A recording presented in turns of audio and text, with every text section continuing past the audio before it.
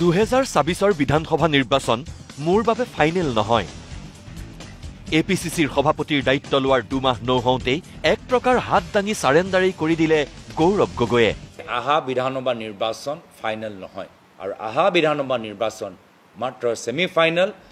কাৰণ সভাপতিৰ দায়িত্ব লৈ কেইখনমান জিলা ভ্ৰমণ কৰিয়েই গৌৰৱ গগৈয়ে উমান পালে 2024 নিৰ্বাচন কংগ্ৰেছৰ বাবে কোনো পধ্যেই ফাইনেল হ'বই নোৱাৰে। মই বা আমাৰ নতুন পিচিচি কমিটিয়ে বিভিন্ন ঠাইত কৈছে যে যোৱা পঞ্চায়ত যোৱা লোকসভা নিৰ্বাচন সেমি ফাইনেল খেল, আহা বিধানসভা নিৰ্বাচন আমাৰ ফাইনেল খেলটো হ'ব। কিন্তু কাৰ্বি আংলঙত আহি ৰাইজৰ মাজত যি মই সেন্টিমেন্ট দেখা পাইছো, ভাৱটো মই বুজিছো, কাৰ্বি আংলঙত মই ক'বলৈ বিচাৰো বিশেষকৈ যে আহা বিধানসভা নিৰ্বাচন ফাইনেল নহয়। কাৰ্বি আংলং জিলাৰ ভিতৰত ৱেষ্ট কাৰ্বি আংলং যোগ কৰি আহা বিধানসভা নিৰ্বাচন ফাইনেল নহয়।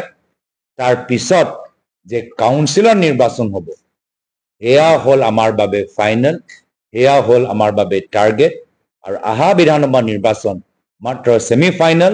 আহা কাউন্সিল নিৰ্বাচনত কংগ্ৰেছৰ নেতৃত্ব কাউন্সিল গঠন কৰাৰ বাবে।